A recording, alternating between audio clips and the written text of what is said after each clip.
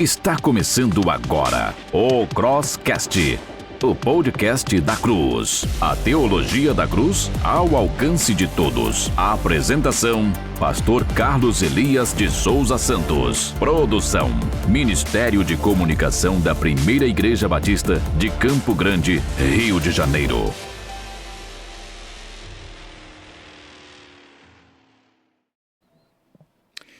Boa noite, meus queridos e amados irmãos. Boa noite aos nossos telespectadores, né? Que estão conectados aí na telinha da sua TV, pelo nosso canal do YouTube, ou quem sabe na tela do seu celular também. É com muita alegria que eu dou as boas-vindas para você, que vai participar nesta noite e vai compor hoje a audiência do 50º Crosscast. Tem noção de onde a gente chegou? Começamos com 1, 2, 3, estamos no episódio 50.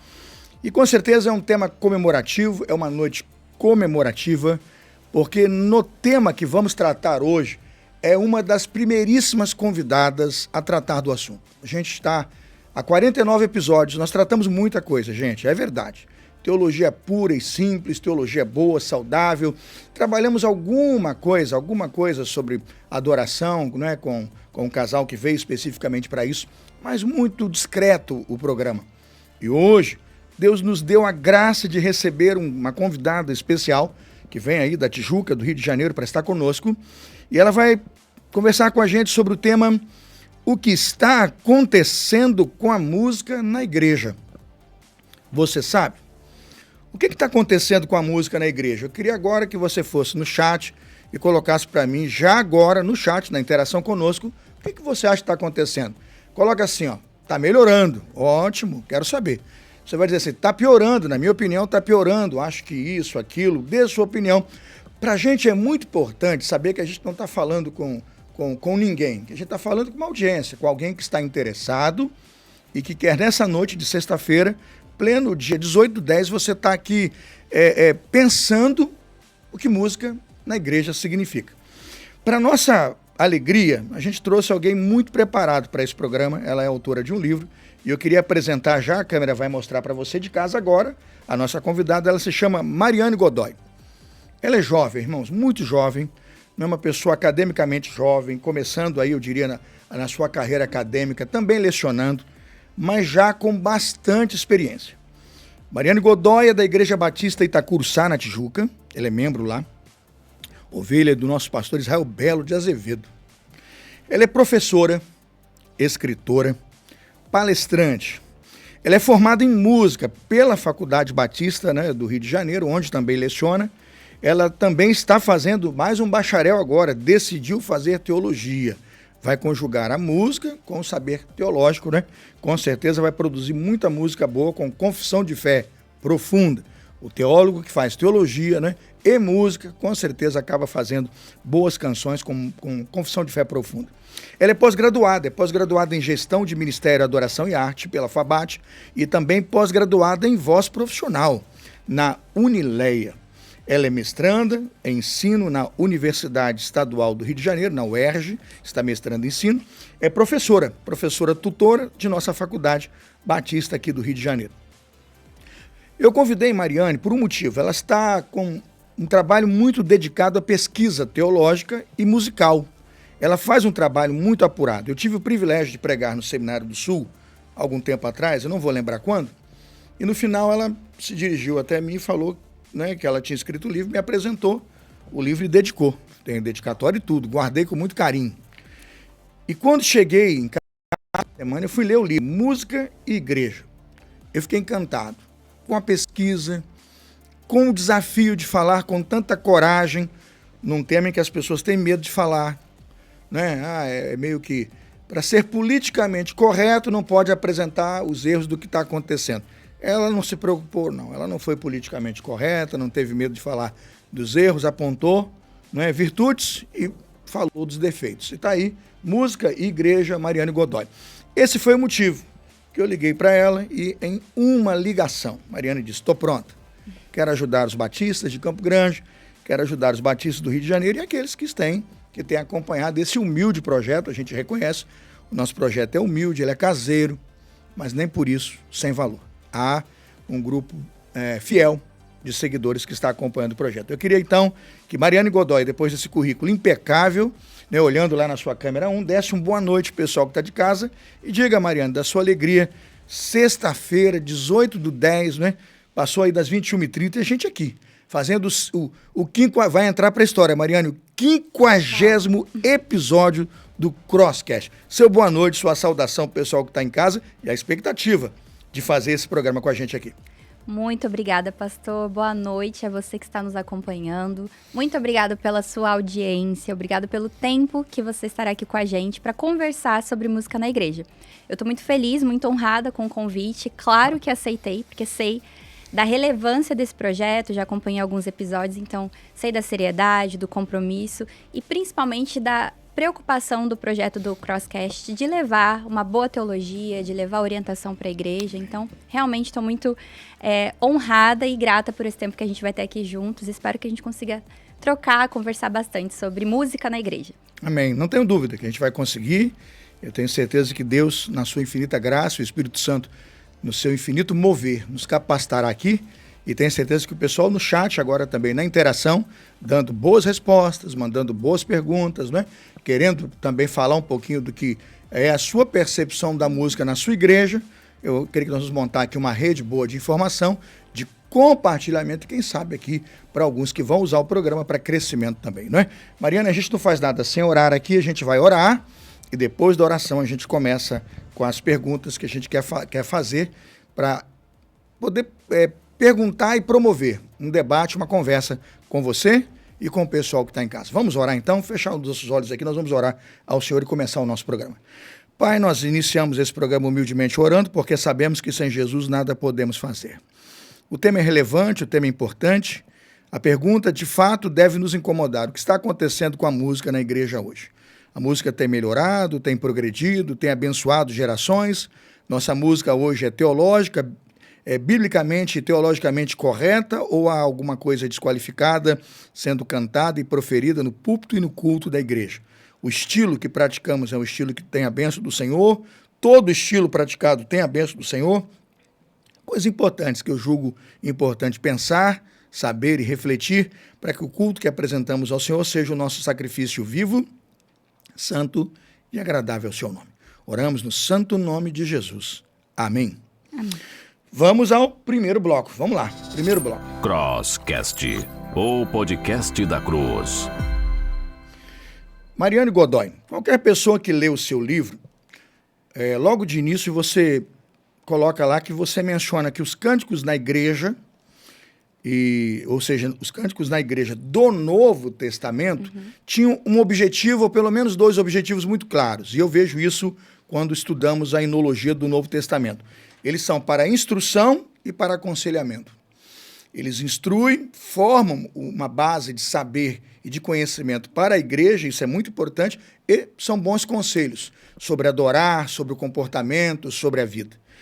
Hoje pergunto, quais são as implicações desse papel pedagógico dos hinos para a formação teológica e comunitária dos cristãos primitivos? Deu para a gente perceber isso? Em algum momento isso impactou aquela igreja, aqueles cristãos? E a pergunta que fazemos é, isso se aplica ainda hoje ou não?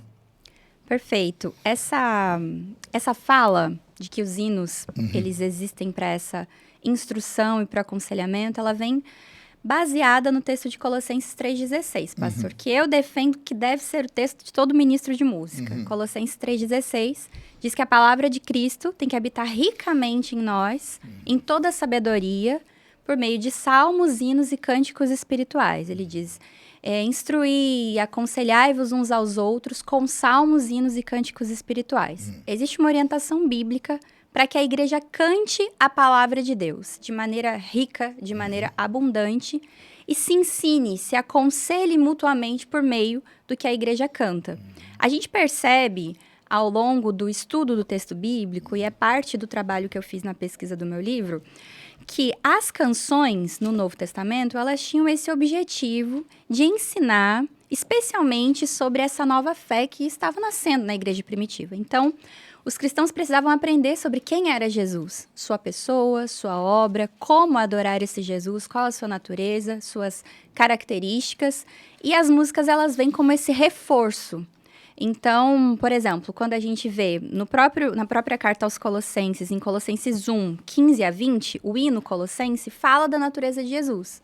Existia ali no contexto da igreja, e o senhor vai saber explicar isso muito melhor do que eu, uma heresia que precisava ser combatida, que confundia aqueles cristãos a respeito de quem era Jesus, a sua essência, a sua natureza.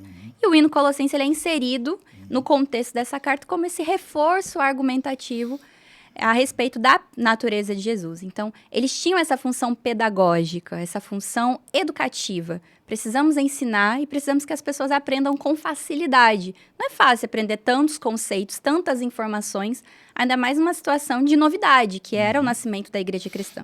Então, as músicas vieram com essa função de contribuir para que a igreja crescesse em maturidade de conhecimento, maturidade espiritual. Quando eu penso na nossa realidade hoje, eu acredito que as músicas ainda exercem essa função. Na verdade, a música nunca deixou de influenciar. Ao longo de toda a história, a música sempre influencia e reflete os pensamentos da sua geração, de quem produz aquela música. Então, na igreja, a gente precisa entender que a música não deixa de exercer esse papel, mas nós precisamos orientar esse papel para que ele seja feito de acordo com princípios bíblicos. Se a gente não está ensinando conscientemente, as músicas estão ensinando algo, e aí nós precisamos entender se a gente está se apropriando dessa função ou não. Então, eu acredito que a música ainda exerce essa função pedagógica. Agora, cabe a nós, líderes das igrejas, ministros de música, pastores, educadores, entender como potencializar a música como essa ferramenta de ensino. É muito rico, né? Paulo, ele denota esse ensino na carta aos Colossenses com muita clareza. O ouvinte em casa talvez não tenha se atentado, mas a Mariane detalhou o versículo. Eu queria chamar a sua atenção, e o nosso ouvinte em casa é bastante crítico e bereano. Então, vá lá. Bom. Vá lá. Colossenses 3,16 diz assim, né? Que a palavra de Cristo habite com riqueza, né, ricamente em vocês. Aí ele vai dar instrução. Instruam e aconselhem-se mutuamente com toda a sabedoria, louvando. Instruam-se e aconselhem, louvando. É isso mesmo. É para instruir e aconselhar cantando, louvando, bem dizendo. Ele coloca lá, com hinos, cânticos espirituais, com gratidão no coração. A percepção que Paulo tem, e a gente entende aqui, é que se a música cantada, quando não é instrução e um bom conselho, ela vai cumprir uma função. Pode ser de deseducar. Sim. Vai desviar a igreja. Se o camarada está cantando lá que toda a Florentina é de Jesus, que toda ela é de Jesus, pode dar ruim. Por quê? Verdade. Porque o que ele passa, a informação que ele passa para a comunidade é equivocada e como instrução é prejuízo. Paulo vai dizer isso na carta aos Coríntios. Ele vai falar muito rico sobre aquela questão do trombeteiro. Se o trombeteiro, se aquele que toca a trombeta emitir um som incerto, ele diz, como é que o exército se prepara para a batalha? A música, irmãos, que não toca a música do céu e a música correta, ela vai cumprir o papel, presta atenção, vai cumprir, vai deseducar. Sim. Agora, se ela tem boa teologia, bom conteúdo, ela vai ser um projeto de instrução e de aconselhamento. Perfeito. É isso, né, Maria? É isso mesmo. Então, a gente tem que estar atento e o seu livro trata muito bem isso, porque, de fato, se a música vai ser utilizada, que preste serviço ao culto a Deus, uma reverência à palavra, como disse Paulo, habite ricamente. Exatamente. Tem que conhecer a palavra de Deus para poder cantá-la, né? Que o cristão visite todos os dias os livros da Bíblia, leia, guarde no seu coração para depois, então, pensar em se expressar. Segunda pergunta, Mariane. Ao comparar os hinos cristológicos, e há vários hinos da cristologia no Novo Testamento, Colossenses é magnífico, né? Ao comparar os hinos cristológicos do Novo Testamento com a música gospel contemporânea, quais seriam as principais diferenças em termos de conteúdo e função? Tem muita diferença? Eu vejo uma grande diferença.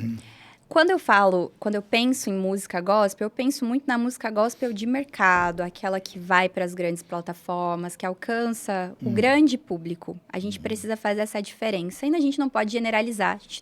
As generalizações não são saudáveis, né? Então, a gente precisa também fazer essa diferenciação. Mas, no caso da música gospel que eu estou tratando, é essa música gospel de mercado. Aquela que tá no sucesso, que a gente vê nos especiais de fim de ano na televisão, que a gente vê bombando nas redes sociais, enfim, nesse sentido. E aí, ao longo dos estudos, das pesquisas, eu percebi que existiam funções diferentes. E eu trabalho isso com bastante profundidade no livro. A música na igreja cristã primitiva, ela tinha essa função de ensino, primordialmente, ensinava sobre a pessoa e obra de Jesus, incentivava a vida em comunidade. Então, a música na igreja primitiva sempre era uma música congregacional, era uma música para o culto congregacional. A música também ajudava a combater heresias presentes naquele tempo. Então, por exemplo, Colossenses está ali com essa função de reforçar uma doutrina e combater uma heresia. A gente tem essas que são algumas das funções. E quando a gente olha para a música gospel hoje, a gente percebe que nem sempre elas atendem esses critérios. E aí eu defino duas funções que eu vejo como principais da música gospel hoje, que são a função comercial, que é de obtenção de lucro, de ter um resultado ali financeiro, de promoção mesmo, e uma função emocional também. A gente percebe um apelo, uma carga emocional muito grande nessas canções. E por conta de funções diferentes, o conteúdo delas é diferente. Nem sempre a música gospel está comprometida com o exame aprofundado das escrituras e com transmitir essa mensagem que as escrituras nos trazem, que a escritura nos traz. Então, existe diferença, sim. E eu acho que isso é bem evidente quando a gente coloca os dois casos, um do lado do outro, para poder comparar, que é um exercício que eu costumo fazer bastante em palestra. Primeiro, apresento algum hino cristológico e a gente analisa, vê ali o conceito que está sendo trabalhado, a questão de estrutura poética também, que é bem desenvolvida. E aí a gente vai comparar com alguma música gospel, enfim. E a gente percebe uma diferença no conteúdo, a gente percebe um foco diferente. Então, acredito que exista, sim, essa diferença. E parte disso é por conta desse grande apelo que a indústria exerce sobre os artistas. E o objetivo ali não necessariamente é evangelizar. É transmitir uma mensagem que é amiga dos princípios cristãos, que tem um vocabulário que conversa com a nossa linguagem hoje, atrai as pessoas se sentem acolhidas pela música, por vezes afagadas, e aí aquela música vai sendo compartilhada, reproduzida, mas não necessariamente está comprometida com a palavra de Deus. É claro isso, essa definição que você faz hoje é percebida por qualquer igreja séria, qualquer pastor sério, na diferença de conteúdo, não é? Um hino que nasce para a liturgia do culto, nasce dos dons do Espírito, como está em Paulo em sua carta aos Efésios, para a edificação do corpo de Cristo. Você pode perceber que a pegada espiritual é outra, né? Objetivo. Ela ao Deus Trino, poderoso Pai, ao Santo Espírito, o Consolador, a Cristo Filho, o Redentor, a obra divina e tal. E a pegada é outra. Você vai percebendo que ele vai passeando pela Escritura e vai levando o interlocutor àquele sacrifício vivo, aquela coisa, eu pequeno, eu pecador, eu humilde diante de um Deus tão grande, tão elevado, e você vai confessando pecados e vai se arrependendo e vai adorando e vai agradecendo. A música de mercado, ela já vai numa linha de muita repetição, porque parece que tem que colar, o chiclete tem que colar, sim. E aí para colar, porque amanhã tem que dar o tal do view, tem que ter view, sim. Tem que ter curtição, tem que viralizar. O Spotify tem que virar, aquilo tem que girar lá naquela plataforma, e o escritório que faz isso tem que pensar nisso. Sim. E aqui fica aquela coisa, pastor, o senhor está criticando o mundo gospel, o cantor sério, que não, eu não estou fazendo essa crítica, eu estou pedindo a você que reflita, você julgará pelo seu juízo, e desculpe agora, a régua da teologia que usa é a Bíblia, e a régua da qualidade que seja você e a igreja, né? Aí me deixa fora da sua briga, eu não vim para brigar com você, mas é diferente. Sim.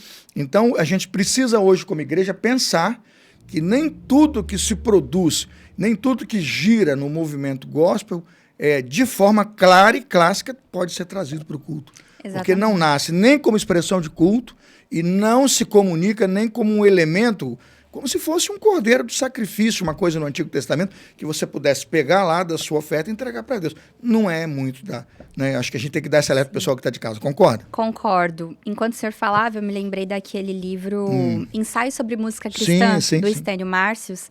É recente, acho que do ano passado, se eu não me engano.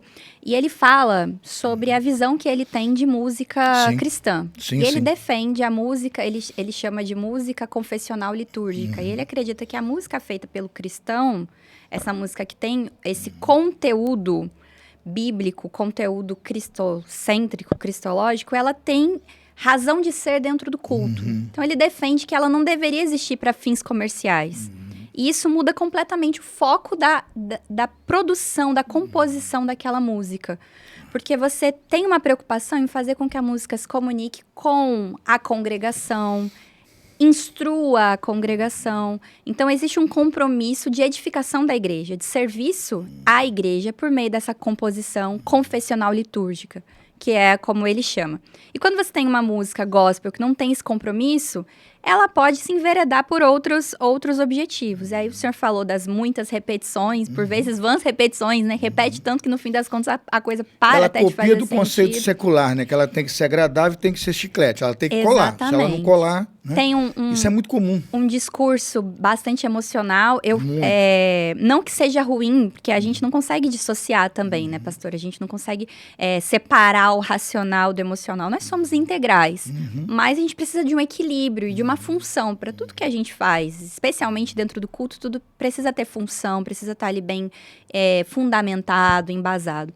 E a gente percebe essa questão das vãs repetições, desse conteúdo puramente emocional e mais nada além disso. Então, é uma canção que existe para provocar uma sensação. Nós estamos num contexto hoje de hiperestimulação. A gente percebe as redes sociais, os vídeos curtos, muitos estímulos, muitas falas, imagens, estímulos visuais, muita coisa acontecendo ao mesmo tempo. A gente não consegue mais prender a nossa atenção. Por mais de 30 segundos, você já está cansado de assistir. Enfim, a gente tem essa hiperestimulação. E aí a gente precisa... E existe esse incentivo a experiências sensoriais. Então, por vezes, as músicas também caminham para andam por esse caminho de serem canções que trazem uma experiência, que provocam uma certa emoção. E aí a pessoa acha que aquilo é a ação do Espírito Santo porque está se sentindo tocada, tá sentindo um calafrio, enfim, uma emoção. E quando a música acaba, aquilo cessa também. Então, a gente precisa entender esses padrões. São padrões. O conteúdo segue tendências. Então, a gente tem ondas de conteúdos dessas canções. E a gente pode rapidamente pensar... Tem um período em que a gente só canta sobre chuva, porque é uma onda, é uma tendência. Outro período a gente canta... Outro dia eu vi um meme na internet que só cantava sobre a Corsa. A Corsa estava em todas as músicas. Depois só canta sobre a casa. Enfim, são ciclos, são ondas, tendências que vão acontecendo e vão se reproduzindo até ficarem saturadas. Elas acabam respondendo questões do inconsciente coletivo. Exatamente. Né? E aí, como é um discurso conhecido, familiar, você vai assimilando e vai se identificando com aquilo. Então, seria importante que pastores e igrejas estivessem sempre atentos e pensassem nas músicas que nascem das expressões do culto, da igreja, né, da boa teologia, né, do padrão da liturgia da igreja para Deus, né, do coração da igreja para Deus. Estou com a palavra do apóstolo Paulo. Se vem da igreja, tem que ser do coração da igreja direto para o coração de Deus. Mariana, excelente, né? Pergunta muito bem respondida. Quem está em casa, acho que não piscou e está atento aí ao que a gente queria dizer sobre essa pergunta. A pergunta 3 fecha o primeiro bloco, diz assim: está lá no seu livro uma afirmação que a teologia apresentada nos palcos de show gospel reflete um cristianismo influenciado absolutamente pelo consumo e pelo individualismo. É claro isso, né? Essa teologia apresentada em palcos de show gospel, não é no púlpito, não. Pode até ser reproduzida lá, mas geralmente no palco. Ela tem uma característica forte de influência: consumo e individualismo. Como isso pode afetar a percepção e a vivência do evangelho nas igrejas contemporâneas, né? É uma pergunta boa, porque às vezes o cara vê lá no show e pergunta por que na minha igreja não canta, né? E aí, como que isso pode afetar a percepção e a vivência do evangelho na igreja contemporânea? Perfeitamente. Nós somos influenciados pela cultura que nos cerca. Nós não vivemos numa bolha, né? Vivemos cercados por cultura, por estímulos, por influências. E a gente conversou aqui um pouco sobre como a reprodução de padrões de artistas, canções que não são no contexto litúrgico influenciam o contexto litúrgico. Então você ouve um artista gospel que veste as mesmas roupas que um determinado cantor, que se porta de determinada forma, a performance é muito parecida, a estrutura do show é muito parecida, todo aquele contexto em que ele está envolvido se assemelha muito com o de um cantor, enfim, popular. Tem uns que nem fazem questão de esconder isso, né? Eu tô abrindo um parênteses aqui, porque a responsabilidade é minha, né? Sim. Eu respondo pelo programa. Tem gente que ele não faz questão nenhuma de esconder isso. Não. Eu acho isso horrível. Particularmente, eu acho que é uma coisa assim de um mau gosto, né? E aí, com todo respeito a quem frequenta e vai, né? Que troço, pelo menos vai no original, né? Tem o pudor, né? Eu acho que o que é falso, né? Mas é isso. Infelizmente, é esse modelo e a gente está muitas vezes suscetível a esse tipo de comportamento, porque não é só uma influência de linguagem, como eu disse aqui, de consumo e individualismo. É uma influência total de personalidade modal, né? O indivíduo é quase uma cópia do negócio. Exatamente. E aí eu penso também, pastor, que nós estamos inseridos nesse contexto e por vezes podemos refletir a cultura e o tempo, a mentalidade do tempo em que nós estamos vivendo. Então nós estamos num tempo de profunda valorização do eu, do individualismo e do consumismo. E aí o consumismo, na questão das músicas, dos produtos gospel, se dá por essa constante troca de produtos. O que a música que a gente ouviu mês passado, hoje já é velha. Ano passado, hoje já é velha, já é antiga. Enfim, já está desatualizada. É uma música atrás da outra. É um consumo desenfreado de produtos, de experiências. Gospel, num sentido geral, não só de música, mas de todo um mercado que gira em torno desse público, que é o público cristão, o público evangélico, e também desse discurso de uma individualidade. Então, a gente tem hoje esse discurso do eu primeiro, das minhas vontades, do eu tenho que me amar acima de tudo, me valorizar acima de tudo. O que eu acho que, por um lado, é importante que a gente se valorize, que a gente tenha autoestima, mas no nosso relacionamento com Deus, ele não se resume apenas nós e nós mesmos. A nossa relação com Deus, ela existe também para serviço a Deus e para o serviço ao próximo. É assim que a gente mostra que ama a Deus quando a gente ama o nosso próximo, né? E por vezes essas canções não refletem a comunidade, não refletem o coletivo, e a gente vai perdendo esse caráter do horizontal. Isso fica sempre uma experiência individual. A minha relação com Deus, eu apaixonada por Deus e Deus apaixonado por mim, e eu não tenho vida na comunidade. E aí a gente vê o reflexo disso num cristianismo de pessoas que não congregam mais, que não frequentam mais igrejas, que exercem decepcionadas com a igreja, a sua religiosidade, mas não se conectam com o corpo de Cristo. Isso é refletir também no vocabulário. O cara sai decepcionado com a igreja, porque o Deus que ele foi ensinado a crer, esse Deus não existe, lamento. O Deus que ele foi ensinado a crer não existe. Porque é um Deus, sei lá, esquisito, aquela música que canta sobre o Deus que ele acha que existe, aquilo não existe. Eu citaria muitas aqui, eu estou tentando evitar problema para não derrubar o programa, mas eu citaria um monte aqui, que é de assustar, É um tal de I love you, I love you. Tem uma lá que o cara, eu me amo, não posso mais viver sem mim. É um negócio assim, ele está dizendo dele o tempo todo. Eu falei, quanto que aquilo aponta para Deus? Em lugar nenhum. Aí o sujeito se frustra, fala, a igreja não respondeu. Esse Deus, não, porque você nunca conheceu Deus, não foi parte do corpo da igreja viva, porque o movimento religioso ao qual você pertenceu e gerou pertencimento, ele usou você como produto. E como produto, tanto a fé que você foi lá praticar e vocês se desgastaram. Agora, perceba que igrejas conservadoras, sólidas, bíblicas, elas estão aí, a todo vapor, crescendo, salvando, né, as pessoas, pregando o evangelho, fazendo missões, enquanto as igrejas de mercado estão devolvendo os teatros que alugaram, estão tudo sendo devolvido. Por quê? Porque você era um consumidor de um produto que se esgotou. Então, hoje, você tem toda a razão, e a minha percepção é que você está muito certo, em que a gente pode, como igreja, hoje, discutir com clareza e que respeita o nosso espaço aqui. Vão criticar a gente aqui, não tem dúvida. Mas, importante, fazemos um bom dever aqui. Apresentamos às pessoas o privilégio de pensar música para o culto, teologia para o culto. E A pergunta que talvez alguém faça, mas não tem um cantor? Tem gente boa, Sim. tem gente honrada, tem gente crente, tem gente decente. Eu vou dizer assim, aos montes. Mas o problema é que misturou muita coisa. E essa mistura Exato. a gente vai ter que separar. Tem uma questão muito clara que a Bíblia fala trigo e joio. A gente vai ter que saber a diferença ou vai contaminar rapidamente o culto da igreja. Mariana, me deixa tomar uma água, a gente vai para o intervalo e a gente volta já. Voltamos já, pessoal. O Crosscast volta já. Fique ligado. Olá, queridos telespectadores do Crosscast. Aqui quem fala é o David.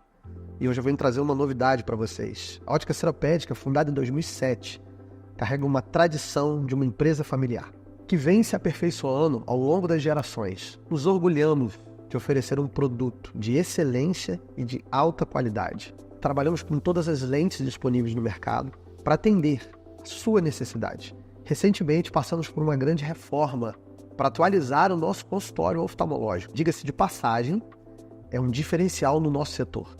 Contamos com 2 oftalmologistas altamente qualificadas que atendem aqui semanalmente, garantindo assim um atendimento especializado e personalizado. Nosso compromisso é proporcionar a melhor experiência em saúde ocular, unindo tradição e modernidade para cuidar com excelência da sua visão. Para maiores informações, fale com a gente no nosso WhatsApp e siga a gente no nosso Instagram. Ótica Seropédica, como você gostaria de ver hoje?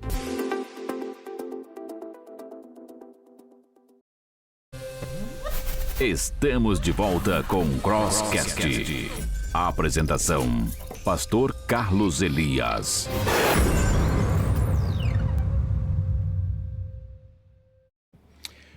Estamos de volta. E aí? O que está acontecendo com a música na igreja? Já arriscou a sua resposta? Eu ainda não vi a sua resposta, não.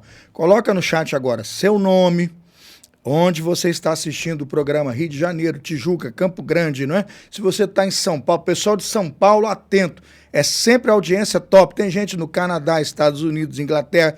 Nessa semana tinha russo, ucraniano. Tem pessoal também da Iugoslávia. Teve uma senhora que postou. Tem um pessoal que postou lá de fora, não lembro agora, achei interessante, ela dizendo que mora lá, é cristã e como não tem nada parecido, ela tem acompanhado o canal e tem mandado para os amigos. Eu não sei como é que faz lá, né, na questão de legenda, mas tem dado certo, o pessoal tem gostado. Nossa produção pediu para lembrar, o apresentador aqui sempre esquece, parece que eu tenho amnésia, né? Por favor, se inscreva no canal. Pessoal, fizemos um episódio agora aí sobre livre-arbítrio, 11 mil e fumaça de gente que assistiu o negócio. Livre-arbítrio, tem, não tem, né? E tal, e tem, não tem livre-arbítrio, tem livre-arbítrio. É um tema quente. Tema quente. Agostinho, né? Tomás de Aquino. Eu botei um no outro, foi um contra o outro aqui, 2 teólogos aqui se espadando aqui. Deu certo, 11 mil. Mas o pessoal assistiu e desligou. Não fez a inscrição no canal. Não. Provavelmente não gostou. Será que não gostou? Pelo menos bota que não gostou, né? Bota lá, dá um dislike assim, ó, pra gente saber, né, que a gente pode avaliar o projeto. Faça-me um favor hoje, se inscreva no canal. Por favor, vai agora lá, do lado, você está assistindo no YouTube, tem que estar assistindo. Vai do lado, tem assim, inscrever, aperta. E tem mais, ativa um sininho que tem aí. Todas as vezes que a gente fizer um recorte, aí colocar um shorts, não é? Que chama, a gente coloca um shorts aí no YouTube, ou vai lá no Instagram e posta um Reels, você vai ficar sabendo. Por favor, coloca agora aí o seu nome, onde você está assistindo e se inscreva no canal para a gente poder subir um pouquinho, né? Estamos com a audiência lá em cima, inscritos mais ou menos aí, estamos crescendo devagarinho. Hoje, quem sabe, uma noite para você fazer a inscrição. Outro pedido para você ir para o Instagram também e seguir a gente. O Instagram tá bombando. Realmente o pessoal tá seguindo, comentando, tirando foto. O pessoal vai colocar agora na tela aí, ó, Crosscast Oficial. Esse é o endereço para o YouTube e também para o Instagram.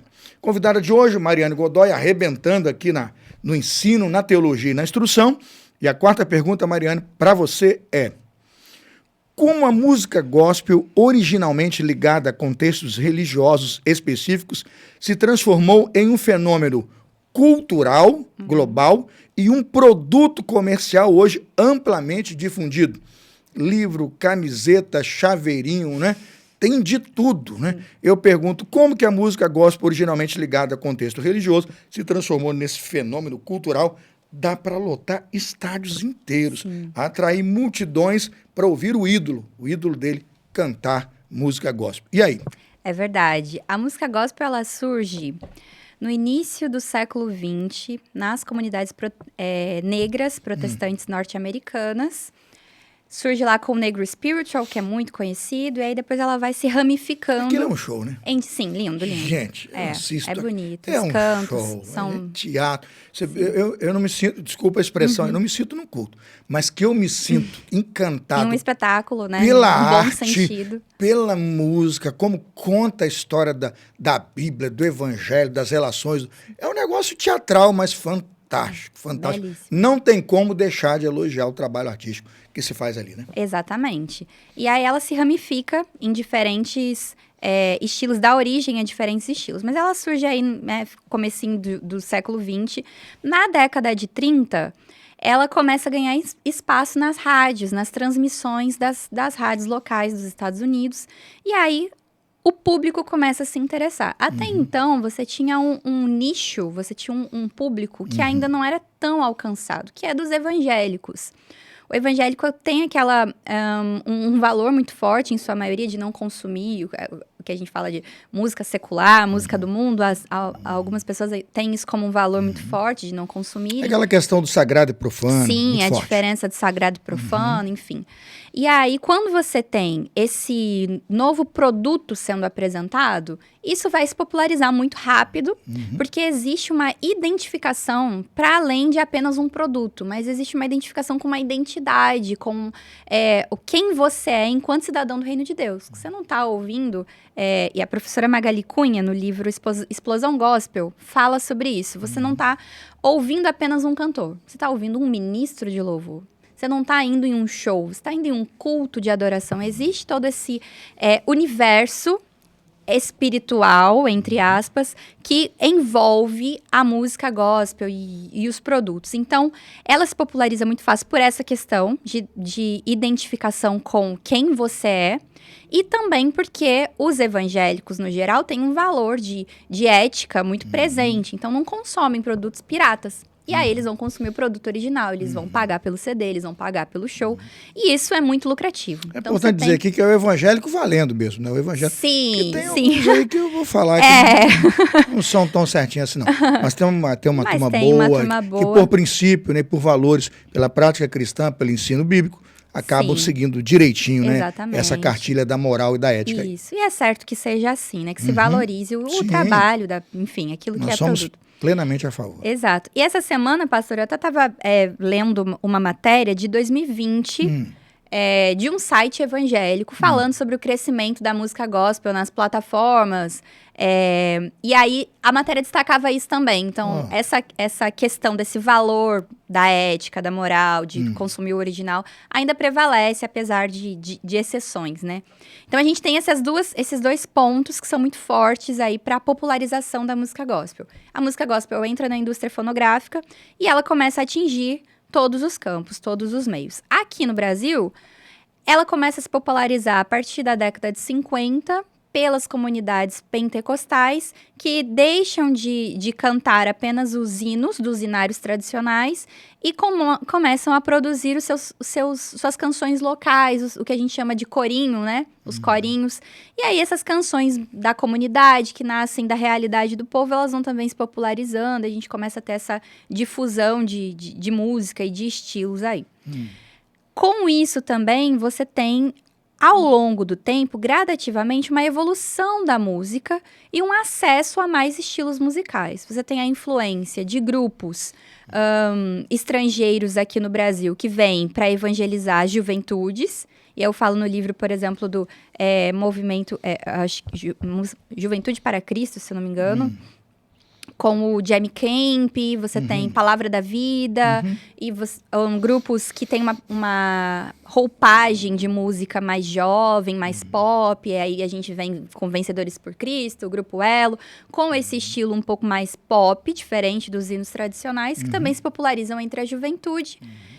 E a partir da década de 80, finalzinho de 70 e década de 80, você tem as bandas que começam a fazer os shows fora do contexto religioso. Então, tem essa evolução. E aí, isso acontece, quem dá o pontapé inicial nisso é até a banda Rebanhão, que faz a primeira apresentação fora da igreja, de um culto, e faz em um estádio aqui no Rio de Janeiro. Então, você tem toda essa progressão até você chegar na década de 90, que é quando o gospel se consolida no Brasil como marca. Uma igreja grande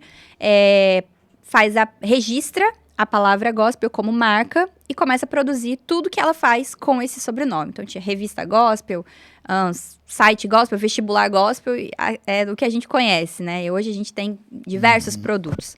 Então, todo esse contexto acontece para a popularização da música gospel hoje, que influencia a nossa relação, né, com o mercado, com a nossa identidade.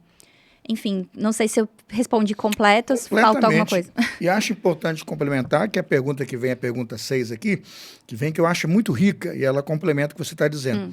A música gospel no Brasil, especialmente com o surgimento de bandas como você citou, eu citaria Rebanhão, Oficina G3 e tantas outras que foram para cantar em cultos mais jovens, mais em cerimônias para jovens, e depois foram para shows, Praça da Sé, grandes ginásios e tal. Grandes celebrações das cidades, como, por exemplo, às vezes essas carreatas, né? Sim. Tem um movimento que chama aí, que vai para a rua para seguir aí um trio elétrico e tal. Você pode perceber que isso mudou muito das tradições musicais evangélicas. A pergunta aqui seria: como que a música gospel, especialmente com o surgimento de bandas como aqui citadas, né, introduziu novos elementos culturais ao estilo tradicional musical evangélico? Você crê que isso modificou muito a liturgia do modelo conservador evangélico do culto dentro da igreja?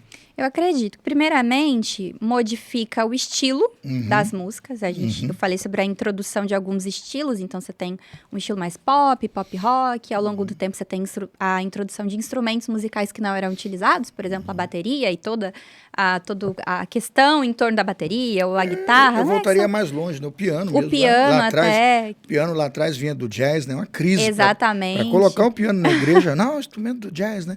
Eu me lembro que na igreja, isso eu comentando aqui, o pessoal dizia que tinha que tocar o harmônio. O pessoal de casa nem sabe o que é harmônio, você tinha que ficar pedalando, né? As pedaleiras eram pedaladas, aí soprava aquela bolsa de ar, aí você toca na tecla, ao liberar o ar, ali sai a nota. Sim. Aí o pessoal, por que não pode piano? Não, porque aí não tem mais o sacrifício vivo do órgão. Eu falei, que interpretação ruim, né? Foi forte. Não, teve... Olha, nesses debates de igreja local, eu tenho atas, histórias que eu arquivo de todo tipo que você imaginar. E não pense que não influenciou. Nós estamos debaixo dessas influências hoje. Né? Nós hoje usamos a trilha, né, para cantar, para tocar no fundo. Toca a banda, mas tem lá uma trilha para enriquecer. A gente colocou. Tudo isso são influências que acabam chegando à liturgia do culto, porque realmente o mercado está produzindo muita coisa de ponta, não é? De formação musical. Então, a pergunta do ouvinte certamente é essa, né? Influenciou? Sim. Sim, influencia. E modifica bastante. Cultura, ritmo, música. E vai tocar no formato da liturgia. Toca, porque você, além de introduzir novos estilos e também, enfim, tecnologias, o que é muito legal, a gente conseguir aperfeiçoar a nossa forma de fazer música por meio das inovações tecnológicas, mas você também vê uma transição na compreensão de culto, pastor. Então, se antes você tinha a figura do pastor ou do ministro de música que estudava a teologia do culto para então organizar o seu culto, hoje, por vezes, a gente não tem mais esse referencial, essa busca por compreender o sentido, a função do culto, a função da música dentro do culto. E aí a gente vai reproduzindo modelos. A gente reproduz parte dos modelos de shows, quando eu digo assim, no geral, né? Não estou dizendo que... É uma leitura genérica. Exato, numa leitura genérica. A gente reproduz os modelos dos shows, a gente quer trazer para dentro da igreja a experiência do show, porque associa o frenesi, a emoção, o êxtase, a experiência de êxtase, né? De uma questão sensorial.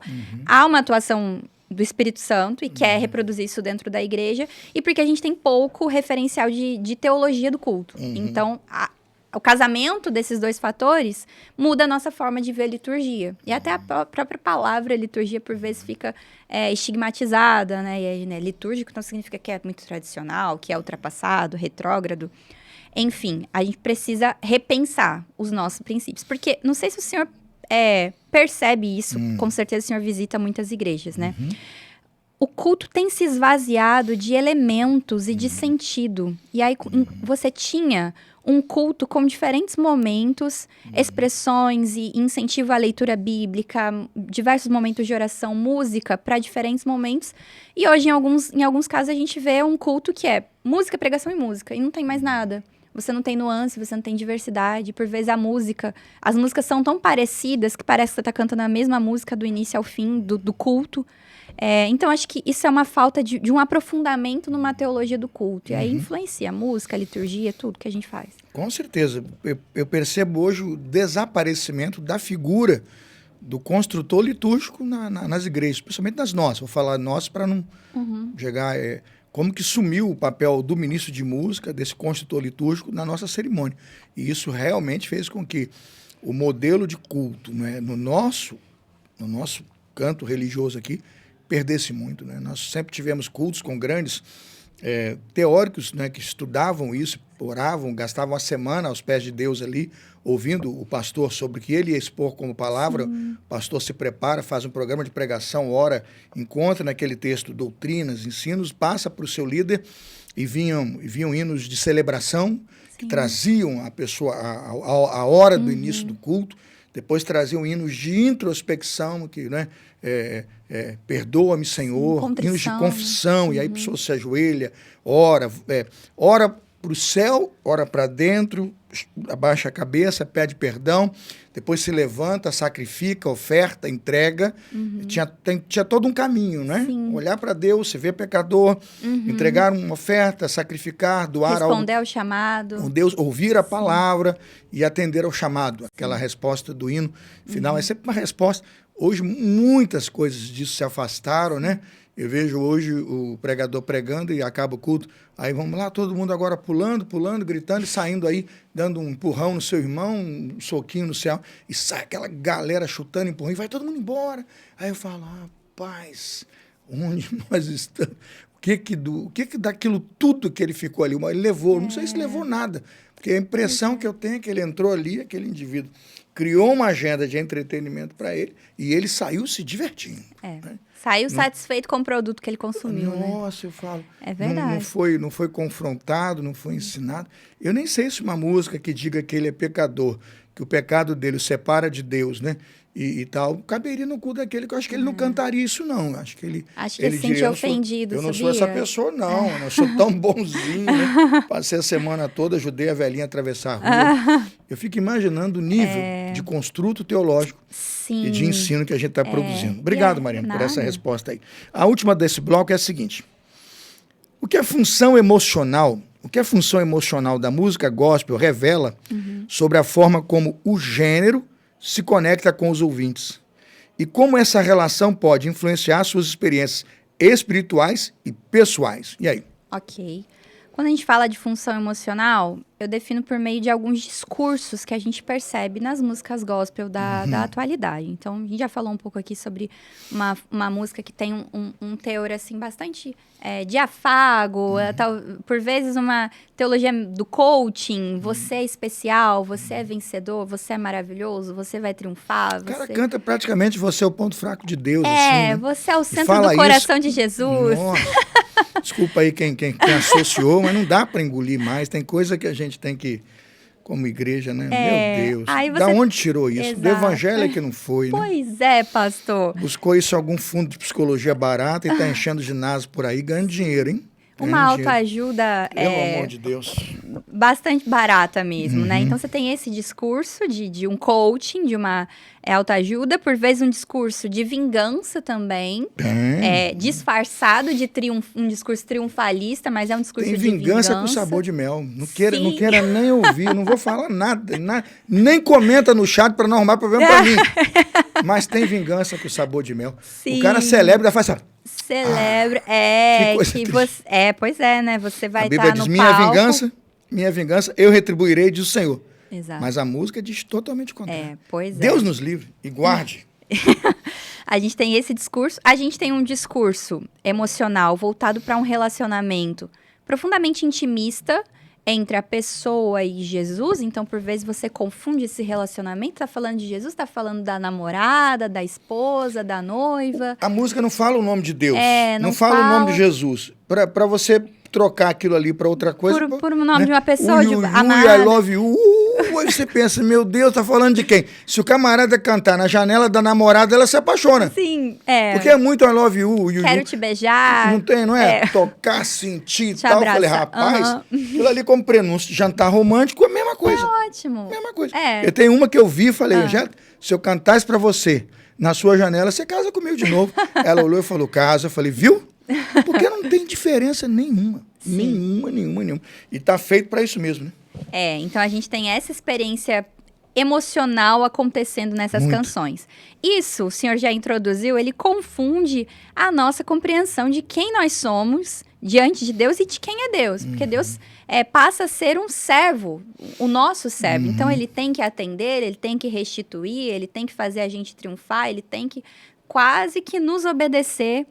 Ou a gente nos coloca numa situação de um relacionamento com Deus superficial e puramente, simplesmente apaixonado. Quase que um relacionamento adolescente, de uma paixão adolescente. Em que você sente muito, em que você tá loucamente apaixonado, enlouquecido. Mas isso só se resume a isso. Então você não tem uma profundidade, um amadurecimento, uma busca por um crescimento. Você tem um Jesus, que é só alguém lindo, maravilhoso, que você ama loucamente, ou um Deus que te faz triunfar acima de todas as coisas, independente das circunstâncias e do propósito daquele triunfo. Se for para o seu engrandecimento pessoal, aquilo está valendo. Então, isso muda a relação que a gente tem com a nossa espiritualidade. Com certeza. E como nós nos entendemos diante de Deus, quem nós somos nessa relação. Deus é Senhor ou é servo? Quando a gente começa a se nutrir desse tipo de discurso, a gente precisa entender que isso vai nos influenciar. A gente constrói quem nós somos por meio daquilo que nós consumimos. Então, se você só ouve canções assim, você vai estar tendencioso a entender que seu relacionamento com Jesus tem que ser um relacionamento de uma paixão avassaladora. E só isso. E aí, o que implica também é que quando você não sente essa paixão avassaladora, quando você não sente o arrepio, quando você não chora no momento de cantar... Não é espiritual. Você está achando que não é espiritual. Lamentável. Que Deus te abandonou. Que você não tem o Espírito Santo, alguma coisa nesse sentido. Mas é o que se passa. É o que se passa. Eu chamo isso aí de canções Aladim, né? Onde Deus é o gênio. Canção Aladim. O cara esfrega 3 vezes, faz 3 pedidos e Deus é o gênio. E Deus tem que atender. Que triste, né? Pois que triste. Como chegamos a esse nível de teologia, né? Se é que eu posso chamar de teologia, né? Porque, na verdade, é uma análise... A pseudo-teologia. Né? E, infelizmente, eu falo que as nossas crenças são o que nos move. Quando você canta um negócio desse como confissão de fé, é exatamente em cima desse tipo de confissão que você se move. E é lamentável. Se é areia movediça, isso vai sepultar a sua fé. Sim. Porque não há uma resposta por trás dessa canção. Deus não está no outro lado da porta como interlocutor esperando nada, porque isso não está dirigido a ele. Né? Pode ter certeza. Irmão, se não vem dele, não volta para ele. Está no texto sagrado. Ele vai colocar aquilo que o coração, que o Espírito Santo, através da Bíblia dele, moveu o coração seu para ele, na direção dele. Caso contrário, é só falação. Verdade. Como diz Amós, eu estou cheio, né? Cansei das suas luas novas, das suas musiquinhas, né? Amós, ele vai fazer... O coração está distante, né? Uma retórica profética muito doída, né? A minha ira já se acendeu e passou do ponto, porque essas canções, os seus sábados e suas luas novas e luas cheias encheram a minha paciência e Deus estorna esse tipo de adoração. Obrigado, Mário. Foi excelente. Bloco 2. Quem está em casa, acho que não piscou. E eu tenho uma notícia triste. A gente vai para o intervalo. O intervalo é muito bom, mas está acabando, né? Pessoal, intervalo, a gente vai para o bloco 3 e está terminando o programa. Vamos para o intervalo, voltamos já. O Crosscast volta já. Fique ligado.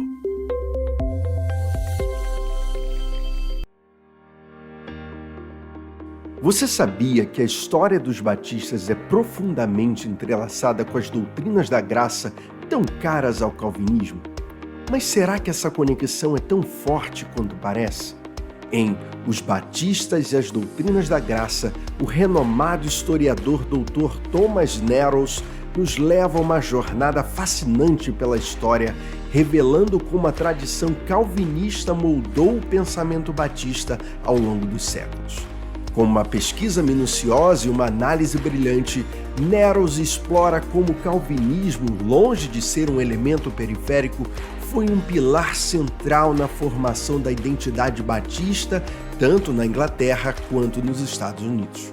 Este livro é uma obra indispensável para quem deseja entender a rica herança teológica dos batistas e o impacto duradouro das doutrinas da graça. Prepare-se para descobrir, nas palavras de Timothy George, simplesmente o melhor livro sobre o assunto. Uma leitura essencial para quem quer resgatar o passado e compreender a história para moldar o futuro. Adquira já este livro através do site pronobiseditora.com.br.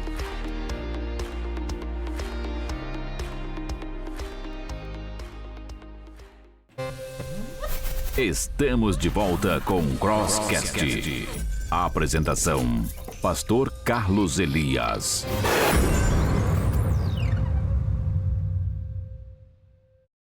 Pessoal, estamos de volta, não é? Sexta-feira, tarde da noite, você aqui conectado com a gente, não é? Mas vamos lá, pensando agora no que temos conversado aqui, a gente vai fazer as perguntas finais aqui para a nossa convidada de hoje, a Mariane Godoy. Ela veio de longe, veio para tratar com você assuntos importantes. E um assunto importante, Mariane, já caminhando para o final do programa, é o seguinte: há uma crescente popularidade da música gospel nas igrejas. E, de alguma forma, pensamos se ela está afetando o papel tradicional dos hinos cristãos históricos, né? Se esse movimento gospel não está ocupando todo lugar do hino histórico e se isso, de alguma forma, não está prejudicando os hinos, no sentido de que a pergunta é: os hinos têm ou não têm hoje um valor na liturgia da igreja contemporânea? Perfeito.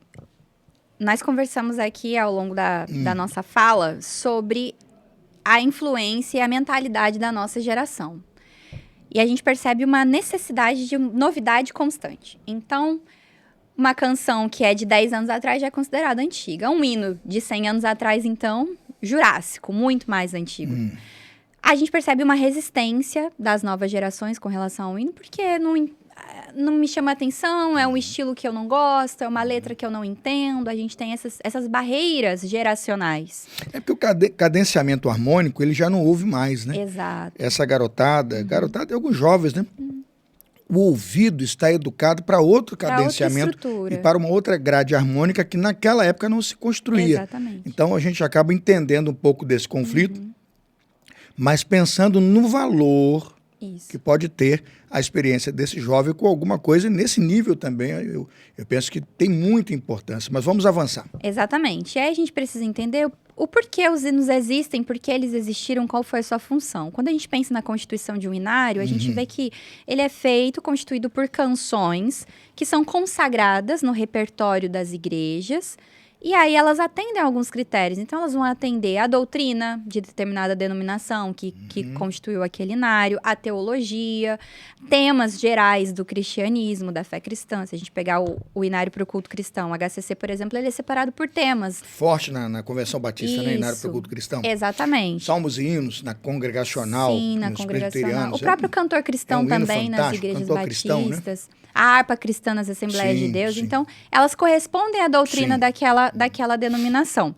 E tem esse objetivo muito bem fundamentado, além da sua estrutura, que é própria para o canto congregacional. Então, ela é pensada para o canto coletivo dentro da igreja. Já as canções gospel nem sempre seguem esse critério. Mas por conta desses elementos, e eu penso aí, minha opinião pessoal, especialmente por conta do conteúdo, a gente precisa valorizar e preservar. Porque eles foram organizados com esse objetivo de construir uma identidade denominacional, doutrinária, teológica, trabalhar conceitos fundamentais da fé cristã. E eles têm esse compromisso com isso. Então, a gente precisa entender o valor deles, eles têm espaço, devem ser preservados por conta do seu valor histórico e de conteúdo. E aí a gente pode adaptar a forma para se comunicar melhor com as novas gerações. As formas mudam, a gente falou, né? Os instrumentos mudaram, a tecnologia muda, então a forma pode ser adaptada, mas eles têm valor e têm lugar, tem o seu O ensino o seu e a lugar, instrução tá ali. porque o E é ensino e a muito bom. instrução estão ali muito bem Quando colocados. for informado aquele jovem que o compositor é de 1000 e tal, e que a letra, aquilo vai dar muita informação para ele, já se cantava tudo isso, já se Sim. pensava tudo isso, né? Exatamente. É uma coisa realmente fantástica quando a gente percebe, né? Amazing Grace, né? Preciosa graça de Jesus. Como não cantar o hino daquele, né? John Milton, e não se apaixonar e não se envolver com tudo o que a letra diz e com tudo que conta a história, remonta a exato. história, né? Isso, se isso não for ensinado, o indivíduo não vai ter nenhum tipo de Exatamente. expectativa nem para cantar, nem para valorizar o hino tão consagrado da enologia cristã, né? Exatamente. Muito boa resposta. Vamos lá. De que forma a música, independentemente do estilo, pode reforçar os princípios bíblicos e teológicos durante o culto cristão? Perfeito. A música, ela constrói um ideal, uma identidade. E a música na igreja cristã, no culto cristão, ela nasce dentro desse espaço do culto e com esse objetivo de construir a identidade. Então, quando a gente pensa independente do estilo, é porque o estilo, ele varia. E ele varia muito de acordo com a cultura, pastor. Um culto que a gente tem aqui com um tipo de música comum no Brasil vai ser diferente de um culto na África, por exemplo, de cristãos da África, de cristãos do Japão, enfim, de outro lugar. Então, a forma ela vai mudar, o estilo ele vai mudar. Eu acredito que dentro dos seus limites existe sim um direcionamento, não é qualquer estilo musical que a gente vai conseguir colocar em qualquer comunidade sem nenhuma implicação, mas a importância do conteúdo para a construção da identidade. E aí ela precisa estar alinhada com os valores daquela comunidade, com seus princípios de fé, porque se não estiver alinhada, a tendência das pessoas aprenderem e memorizarem mais a música do que qualquer outro discurso que você faz é muito grande. Então, você ensina por meio da música. É importante que a música reforce aquilo que você acredita, reforce os seus valores de fé. Eu acredito que quando a gente consegue entender isso, a música com essa função de construção de uma identidade, a gente consegue potencializar a nossa fé. E aí o senhor falou aqui de confissão de fé, né? Acho que é bem nesse sentido. A música como esse instrumento para a formação da identidade, para nos ajudar a compreender a nossa vida cristã, o reforço da nossa cultura, dos nossos princípios, dos nossos fundamentos. A música nos ajuda nesse sentido. Mas com certeza. Quais são as principais funções atribuídas à música no culto cristão? Nós acho que mencionamos pelo menos duas. Sim. Mas quais são as principais funções atribuídas à música dentro do culto cristão especificamente? Perfeito. A música, em todo sentido, no seu contexto geral, ela existe para a glorificação de Deus. Tudo que a gente faz no culto existe para apontar... Para o louvor da sua glória. Para o louvor da glória de Deus. Mas quando a gente pensa em algumas funções específicas, o Donald Hillstead, no livro A Música na Igreja, ele destaca 4 funções. Eu acrescento uma quinta aqui nesse conjunto. Seria um ensino, a educação mesmo, de conceitos novos ou conceitos que precisam ser relembrados. Então, tem esse papel de memória, de trazer à memória das pessoas os seus fundamentos de fé. Ela tem uma função também de auxiliar a congregação nos diferentes momentos do culto. Então, a gente falou dos momentos, a gente tem uma canção para contrição, a gente tem uma canção para exaltação, uma canção para responder a um chamado. Ela auxilia a congregação a se portar no culto, a interagir com o culto. O culto, ele acontece num conjunto. Quem vem para cultuar, vem para servir também, vem para atuar ativamente no culto. Então, ela auxilia a congregação nesses diferentes momentos. Ela nos ajuda a expressar as emoções, trazer vida para as palavras. É diferente quando você lê algo e quando você canta. E se aquilo que você canta, a música que acompanha aquela letra, está casando perfeitamente com aquela letra, ela potencializa o sentido daquela mensagem. Então, você aprende melhor com essa experiência que une letra e ritmo e melodia e harmonia.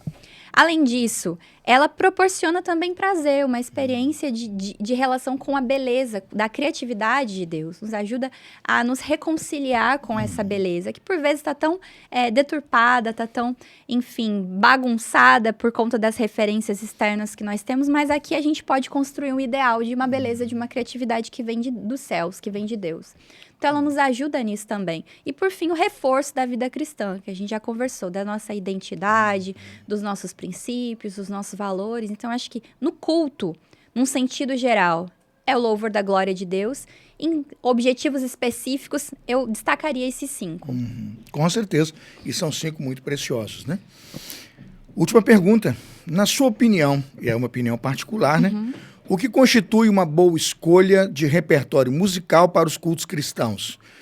E como as igrejas podem equilibrar tradição e contemporaneidade ao selecionar uma música para colocá-la dentro da liturgia de culto? Perfeito. Eu acredito que o primordial é o conteúdo, pastor. Então, se você não sabe por onde começar, eu sempre dou esse exemplo. Tá começando um ministério, tá vendo que a coisa tá meio estranha, não sabe por onde começar? Alinhe o conteúdo das canções. Canções bíblicas, canções cristocêntricas, canções que estão alinhadas com a doutrina da sua igreja, porque às vezes a gente canta uma doutrina e prega outra, isso acontece, é muito comum. Então, alinhar o conteúdo. Uma outra coisa que a gente precisa, um outro fator que a gente precisa também entender é a questão da diversidade. A gente está num culto que atende diferentes públicos. Então, a canção não pode privilegiar um grupo apenas em detrimento de todos os outros. Por vezes, a gente vê cultos que são muito, às vezes até, enfim, meio caricatura, assim. Você tem um culto que reflete só uma geração, reflete só um público. Tem músicas que estão só para um nicho, para um contexto. E você não permite que outras pessoas se integrem àquela experiência de adoração. Então, pensar no conteúdo, pensar na diversidade. Aí, na diversidade, a gente já pensa na questão da tradição e da contemporaneidade. Então, se você tem uma geração de idosos que são membros fundadores da igreja, que cantaram os hinos, que tem o hino do dia da sua conversão, aquele valor afetivo, isso tem que ser considerado. E muito. Isso precisa ser valorizado. Eles estão presentes na liturgia do culto. Exatamente. E você tem os jovens que têm uma outra experiência, com música, com letra, com conteúdo. Então, eles são parte integrante são do culto. Parte também. Eles também têm o dever e o direito de servir e de adorar junto ali. Exatamente. Adoração comunitária. Exato, é coletivo, a gente não pode segregar. Então, pensar nessa diversidade, em você conseguir, aos poucos, atender um pouquinho de cada, né? Claro que ninguém vai ser 100% atendido sempre, mas conseguir comunicar com diferentes gerações e contextos que estão lá. Então, pensar o conteúdo, pensar o estilo, a diversidade, a unidade na diversidade. Pensar também na função da música para o culto. Porque às vezes a música tá lá, mas ela não tem função. Mas ela é uma canção que, ouve muito na rádio, então gosta, quer colocar. Mas qual é o objetivo dela dentro daquele momento do culto? Colabora, contribui, reforça a mensagem central do culto, contribui para o que está acontecendo ali, tem diversidade de estilos, de momentos, para não parecer que você está cantando a mesma música do início ao fim do culto. Então, pensar na função dela para os diferentes momentos que são vivenciados dentro do culto também ajuda nessa escolha de repertório. Amém. Muito bom. O pessoal de casa sai enriquecido. Eu saio enriquecido. Foi uma conversa excelente. Nunca levamos 50 programas para chegar nesse assunto. Eu peço até perdão, né? O pessoal da música, né? Música sacra, o pessoal dos seminários aí, nem sei porquê, eu acho que falta gente mesmo, né? Eu tentei algumas pautas, eu até cheguei no passado a procurar contatos, mas ora eu não podia, ora as pessoas não, e graças a Deus encontramos aí Mariane Godoy. Mariane, eu quero agradecer a você que veio, quero agradecer o pessoal que está em casa, porque está, né, com a gente até essa hora. Muito obrigado. Você tem um sábado aí de atividades, né, para desenvolver sábado aí, mas gastou essa noite conosco. E se você está assistindo esse programa em qualquer outro dia da semana, muito obrigado. Você foi procurar o canal, acessou e está linkado. Não sei se aí, de repente, sábado, domingo, não sei quando você está vendo. A gente tem uma audiência espetacular, realmente, sábado, domingo, segunda e terça, o programa cresce. Eu quero muito agradecer, eu acho muito bacana. A pessoa passa um domingo, uma segunda e vem acessar. Eu sou muito devedor a você, que não somente assiste e vê, mas também compartilha. Eu quero agradecer a nossa convidada, vai para a tela agora o nosso apoio de hoje. Livro de Jonathan Cruz. Jonathan Cruz é Culto Público, Fundamentos Bíblicos para uma Adoração Comunitária. Esse texto, Mariane Godoy, precioso. Eu li bastante, vou continuar lendo, vou procurar conversar com a minha ministra de música e a minha esposa, com a igreja, para a gente estar sempre preocupado como nós sacrificamos e adoramos a Deus na presença de Deus e do culto público e da adoração comunitária. Culto Público, Fundamentos Bíblicos para a Adoração Comunitária. Livraço, eu estou recomendando. Se você quer realmente conhecer, estou recomendando. Dr. Joel Bick, recomendo o livro, tem aí uma fala dele no livro sobre isso. O pastor Judiclei Jardim Botânico é o CEO da Pronobis Editora, que está comercializando o livro. Procura lá o site Pronobis Editora. Você tem Instagram, Facebook, né?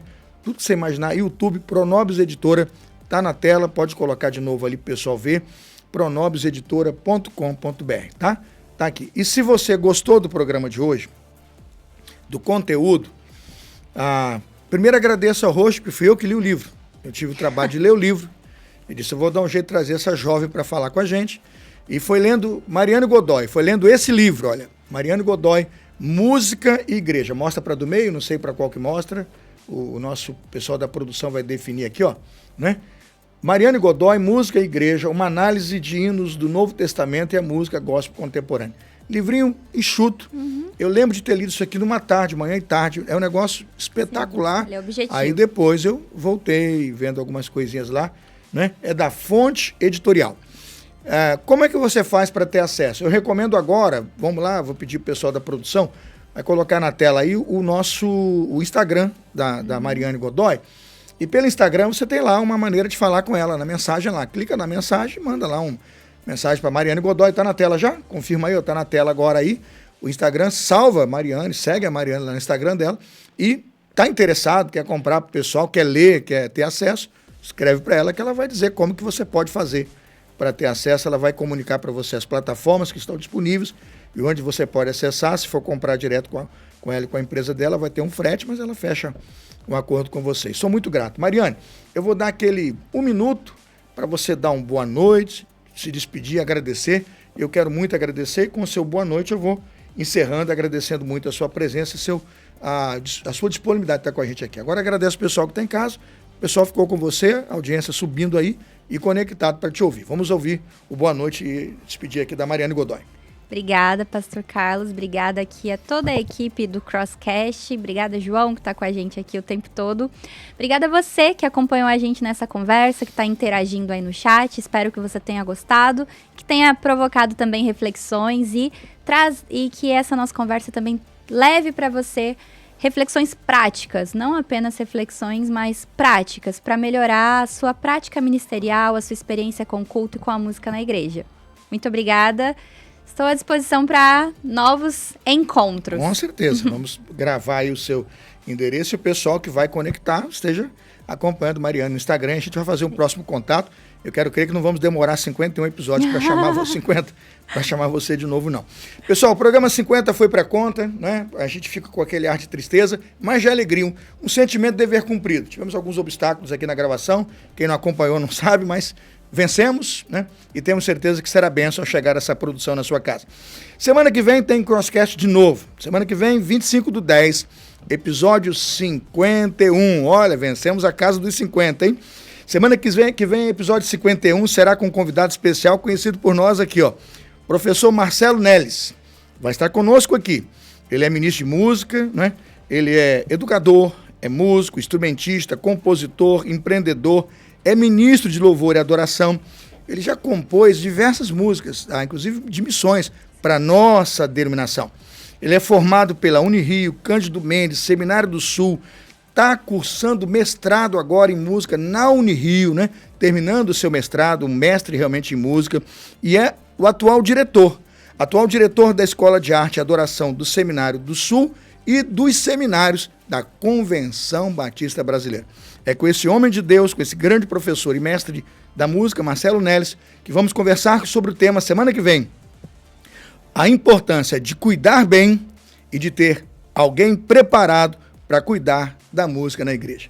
O primeiro aspecto, precisa cuidar bem desse líder, porque ele tem uma importância muito grande, no sentido de que esse líder tem que ser alguém preparado, bem cuidado, com boa formação, e a igreja tem que investir nessa liderança. Mas, por fim, também o segundo assunto do mesmo programa é que nós precisamos, de alguma forma, também, não só valorizar com cuidado, mas prepará-lo para o desenvolvimento litúrgico da vida da igreja. Então, vamos lá? A importância do cuidado e do preparo de quem cuida da música na igreja. Até sexta que vem, pessoal. Aguardo você que veio hoje, vem, traz mais alguém com você para a próxima sexta-feira, 21h30, 25/10. Bye, bye. Tchauzinho para você na tela. Programa terminando, letrinha subindo. Até semana que vem.